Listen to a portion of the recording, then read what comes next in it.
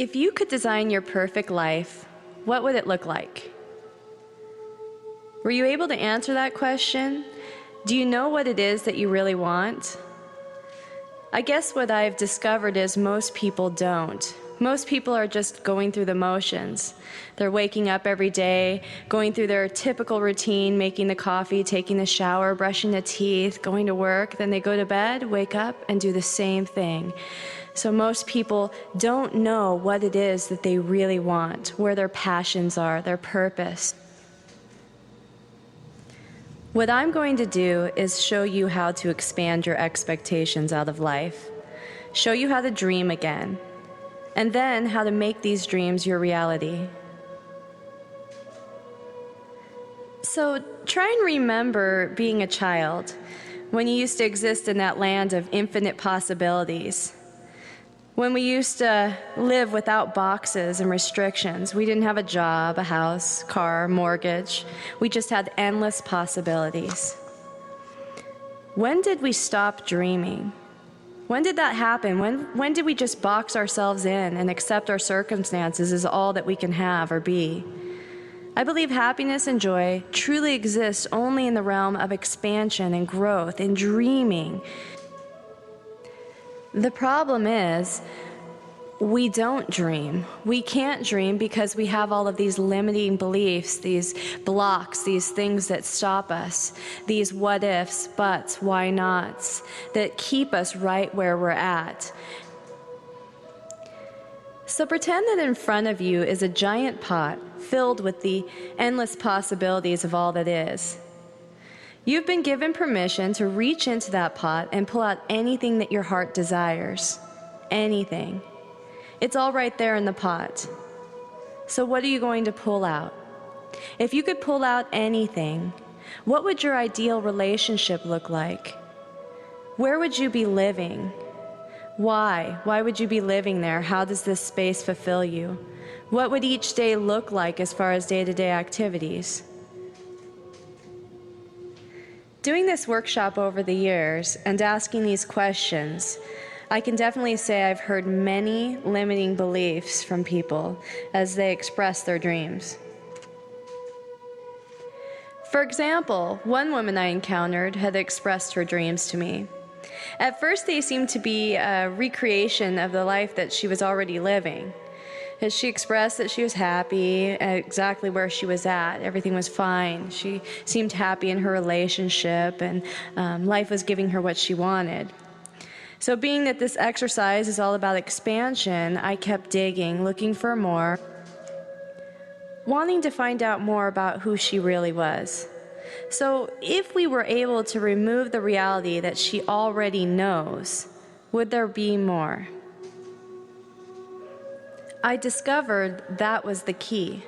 The key was to let go of the reality that you know. You have to let go of all the things that you expect when you're talking about your dreams. I need you to step outside of that. So talking about the things that you would want, if you could imagine it from a place where none of this stuff that you have today exists. So just going into your true self, your passions, your purpose, the things that you would do if you could do anything with your spare time. And when I brought that into the discussion, that was when she came around to, well, if I could do anything, it was to be a dancer. And at that point, it just seemed so silly that this hadn't come up already. You just want to be a dancer, well then dance. And we talked about that a little bit, and she had at least 10 different reasons why that was not going to happen. They all had come from and stemmed from the reality that she was living in, that her husband was very jealous when she danced, that she had children, and at this point the children had already moved out of the house, but she had stopped thinking about ever dancing again when she was responsible for taking care of the children. She had a house she had to maintain, a job, so just no time for it. And as we were saying these things out loud, she started realizing that they really were just blocks, and why wasn't she just doing it? And so the next time I saw her, she had came to me kind of excited and told me that she had sort of stepped in that direction. She had changed a room into her house into a small studio, just clearing it out and putting in some mirrors, and started dancing just on her own there. The following week, she came to me and told me that now she was taking dancing lessons and expanding on that, and she seemed so excited. You could see this glow about her. And then now she has since wrote me emails filling me in on her new career as a dancer, and now you can find her performing in shows all over the place. This is what happens when we step into our dreams. She wasn't able to achieve her dream or recognize her dream until she could see past her current circumstances. She had to look past all the things that she thought made having her dream impossible. So this exercise isn't about figuring out how to make things happen or how to get to that end result. It's about expanding your creativity and connecting with your passion and purpose. So just seeing the dream out there and just letting it unfold. It is really easy to recognize your limiting beliefs when you simply allow yourself to wish from an unlimited well of abundance. So if you have an unlimited well to pick from, and you start noticing that instead of asking for the giant yacht, you're looking for a paddle boat, or instead of looking for the extra guest house, you're just taking a little small cottage. You'll start to notice within there that you have these beliefs that constrict you, believing that you can't really have that. So you'll be fine with this. So the best reference point to go back to finding expansion and unlimited dreaming is just imagining that you're going back to the childhood home, the home that you grew up in, and just sitting outside of that home and looking at the street where you used to play with your friends, and just picturing yourself out there playing as you did as a child, where you didn't have any of those responsibilities that we've stacked on ourselves as we've gotten older. Here you are just with endless possibilities sitting before you, where you were still dreaming, just imagining one day you could still be king, or ruling the world even, just endless possibilities. And if you just sat outside of that house, closing your eyes and picturing that, the weight being lifted, all the constrictions gone, the boxes, the limiting beliefs disappearing, and life again could be endless, at that point, what would you ask for? So here's my guarantee. If you just did this, if you just spent a couple of minutes a day daydreaming, my guarantee is your life will change. You will see yourself moving in the direction of happiness and joy. Life will change. So now I ask you to take a look around you right now. And just for a moment, imagine that we create our own realities. So everything that you see around you, the car that you drive, the house that you're sitting in, is everything that you've created thus far.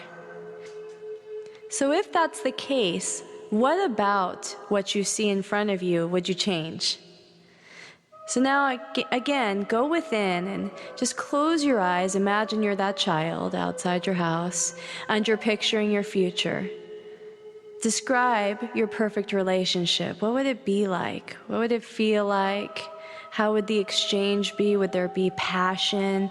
How would you interact? What would you do with your perfect soulmate? Where are you living? And why are you living there? How does this space fulfill you?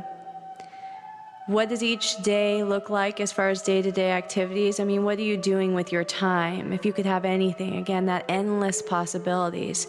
What are you doing every day? And how do you see yourself in that world touching the lives of those around you? Here's one of the best exercises to let go of the reality that you know and allow yourself to expand into the reality that you want. So one of the things that we do in our workshop is taking $1 million and sitting down, just imagining somebody just handed you $1 million, and you can spend it on anything that you want. And you'll find that most people are paying off their debts, paying off their houses, their cars, maybe getting a new car, traveling a little bit, maybe a boat. And then we give them $5 million and tell them to go ahead and spend that.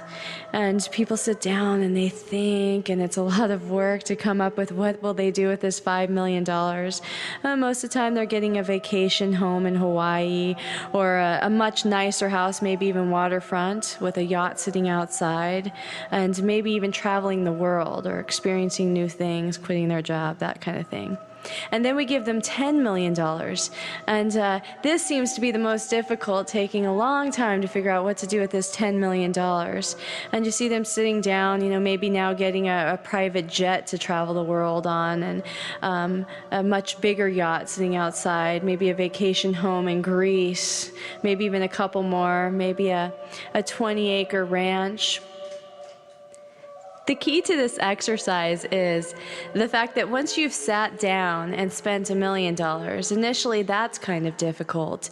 It's already kind of stretching outside of your day-to-day realities. And then we step into $5 million, and here you're really struggling to figure out what to do with $5 million. And now you've kind of gotten comfortable once you're sitting at $10 million, spending a little bit more. It's getting easier. So when you revisit the million, all of a sudden it seems so much more attainable. This is an exercise for expansion. You have expanded. Take this exercise and do it a few more times. The reason I urge you to do this is because the key to your happiness is going to lie in your unlimited dreams. Before we move past this portion of the workshop, I need you to have such a clear picture of what your dreams are that you would be able to describe them to me and to anybody else as if they were holding the magic wand, able to grant you your wishes. And they have to first know exactly what it is that you're wishing for. They have to be able to see it too. Once you have that picture, you have to analyze it and find the essence. The essence is like igniter fluid. It is what allows your inner spark to grow brighter, and then along with that will come the enthusiasm so that you can step into your dreams. Being specific about the details of your dream will help lead you to the essence of your dream. For example, if you see yourself with a new car, what is this car like? Is it a sports car where you find yourself looking for speed and excitement? Or maybe it's a more economical car, gas efficient and reliable. When you start to describe the new car in detail, you'll be able to look for the essence, like the reliability, and maybe you'll be able to implement that right now in the car that you have, going and getting an oil change or fixing that car up and making it more reliable. And there you're living in the essence of your dream already. Maybe you're looking for a new coat. And after describing the coat in detail, you might find that the essence of the coat is something warm, attractive, durable. And after you become clear about this essence, you'll see that many coats might meet the needs, or even a sweater. So not just that specific vision that you had of that perfect coat, but you could find the essence in so many other things.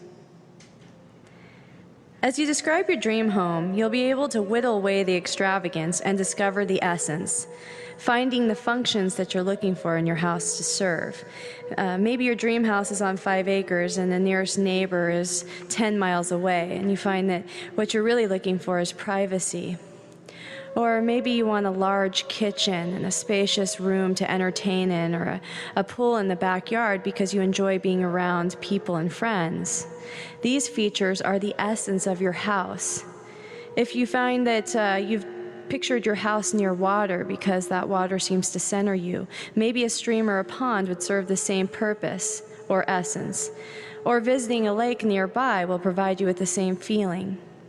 If you focus solely on the appearance or the picture of your new home in great detail, but are not clear on the functions that you want your house to fulfill, you might get the house identical to the one you pictured and discover that you still aren't happy because the house doesn't serve your needs.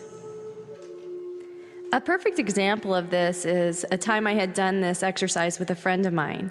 The exercise consisted of her telling me about her dream home. She had created a detailed, picture-perfect description of her ideal home. This home was an A-frame house in a country setting.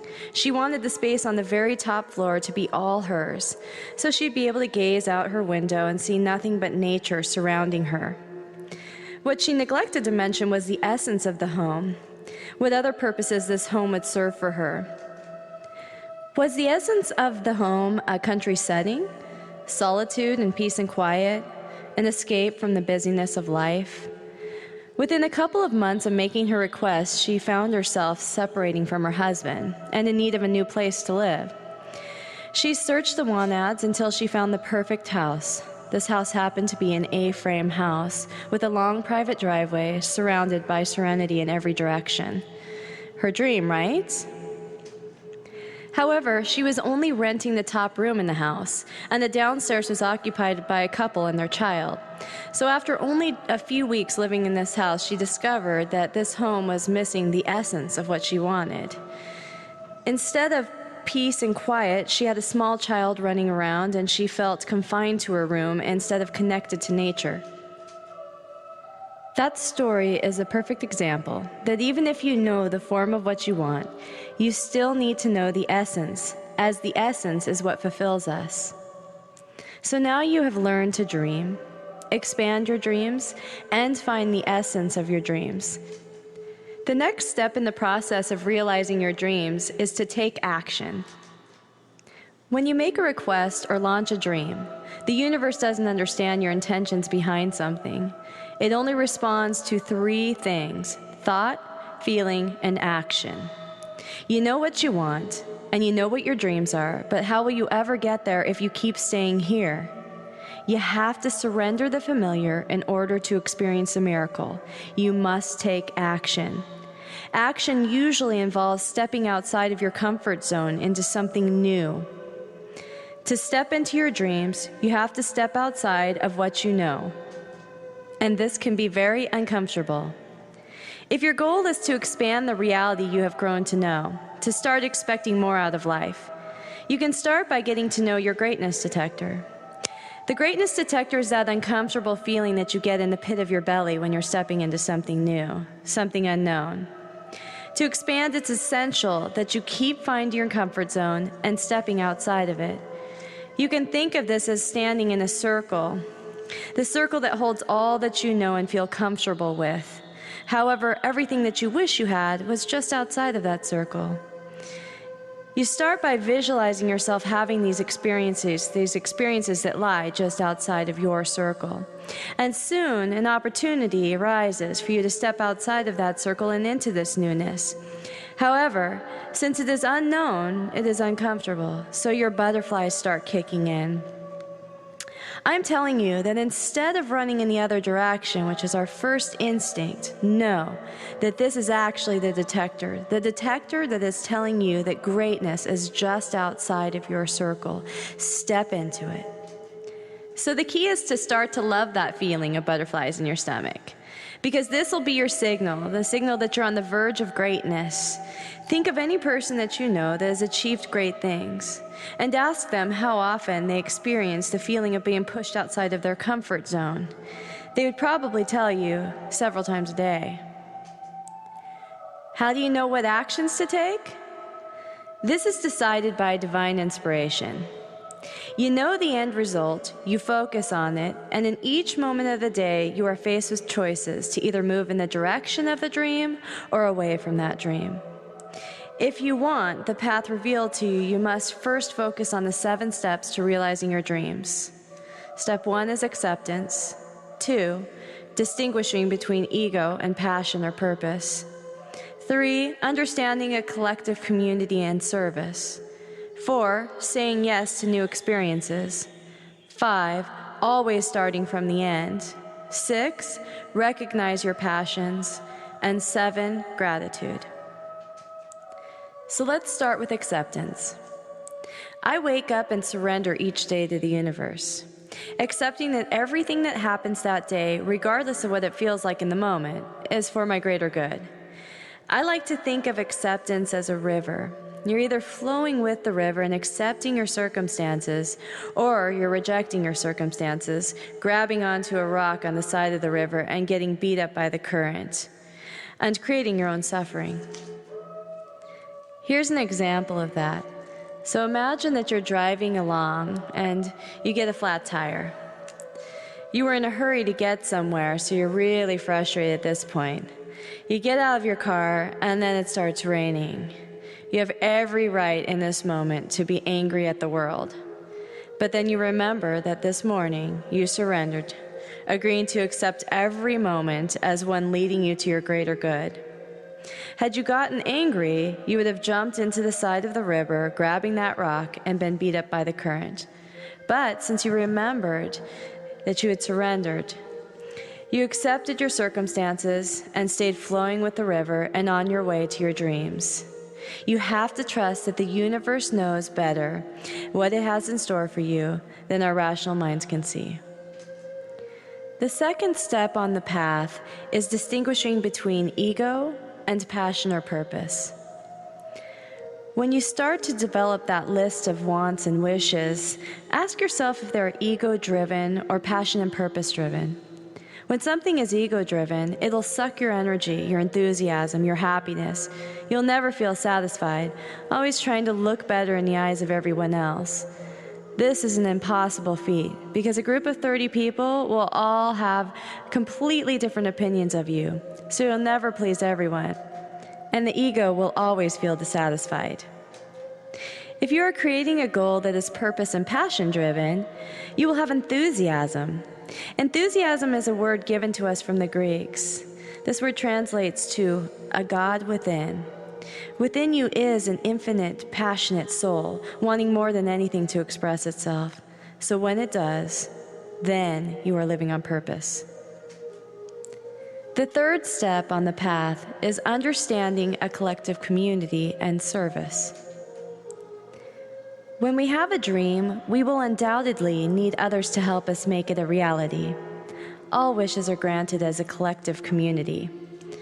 As stated in A Course in Miracles, alone we can do nothing, but together our minds fuse into something whose power is far beyond the power of its separate parts. The kingdom cannot be found alone, and you, who are the kingdom, cannot find yourself alone. Think for a moment about going to the grocery store and imagine how many people it took working together to get that orange available for you to purchase and then eat. You had to depend on all those people as a collective community so that orange could arrive just as you wanted it. You must start to feel connected to every individual that crosses your path, even the ones you think are blocking your path. Everyone is serving your purpose. For you to contribute to this collective community, you must always find a way to be of service, even if this just means asking yourself in every situation and with every person you encounter, what can I contribute to this moment? How can I benefit this individual right now? Step number 4 on the path to your dreams is saying yes to new experiences. Say yes to everything. Trust that you are always safe and every experience offers you some growth and expansion. How will you expand your awareness if you don't allow yourself to have new experiences? Imagine that every invitation that comes your way is an opportunity to get you one step closer to your dreams, even if that connection seems almost impossible to make. For example, you've always wanted to learn how to drive a sailboat, but you could never afford lessons. And then a friend invites you to dinner one night. You saw the guest list and you realized you wouldn't know anyone there.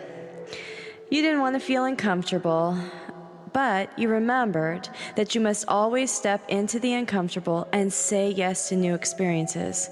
So you go. It turns out that one of the other guests owns a sailboat, and he offers you free lessons. You would have never received these lessons if you had not said yes. The next step on your path to realizing your dreams is always starting from the end. It's not up to you to figure out how your dreams will arrive, or to try to design a perfect sequential order in which things must happen on your way to your goal. You have to leave the how up to the universe and just keep your focus on the end result, believing it to already be in existence. You have to close your eyes and envision that end result, knowing exactly what it will feel like when you have it, knowing what it will be like, imagining how people will treat you. You have to know how to recognize it when it arrives. So imagine the book already written. Imagine the wedding to your soulmate. Imagine the vacation of your dreams or the career you've always wanted, and just let the path to get there reveal itself to you as you are ready to receive it. It's when we start trying to figure out how exactly we can arrive at our dreams that all of our blocks show up. For example, how can I write a book? I don't have any time or connections in the literary world. How am I going to meet my soulmate? All the good ones are taken. I never have time to go on a vacation or money. But you never know exactly how these things will show up for you. Maybe you could enter a contest and win the vacation. You might meet the man of your dreams at the grocery store when you feel divinely inspired in the middle of the night to grab popcorn. You never know how that book could arrive either. You can't decide how things are going to happen. You just have to look at the end result. And number 6 on the path is recognize your passions. What do you do with your free time? Know what ignites your soul and do it. You must love and cherish yourself first. Ask yourself, what do you get excited about? If you have free time, how do you spend it? Start to pay attention to those moments when you're talking and all of a sudden your heart rate starts to rise. You start noticing that you're talking faster and you feel a burst of energy. This is a signal that you've stumbled upon something that you are passionate about. And then start to find ways to incorporate those things into your life as you recognize them. This is the last of our 7 steps, but is by far the most important. Gratitude. Gratitude is a state of being, a way of life. One of the most important steps in creating a vision and then manifesting it is feeling grateful for it, even before it comes. This shows faith. It shows you believe. Gratitude is also a way to expand your heart. When you learn to view every situation through the lenses of love and passion, you'll start to see beauty everywhere you look. You can start practicing this by finding 5 things a day to be grateful for. Eventually, as you start to express gratitude more often, you'll start to have more things to be grateful for. You might find yourself grateful for the sun to warm your skin, or the rain to wash the air, grateful for the tree outside your window, or the car that gets you to work every day. All those things that we take for granted will start to mean something to you. As you start to find new things to be grateful for, like a magnet, more things will be drawn to you. We can choose any belief we want to and find proof to verify it's true. So if you're looking for things to be upset about, you'll find them. And the same goes for looking for things to be grateful for.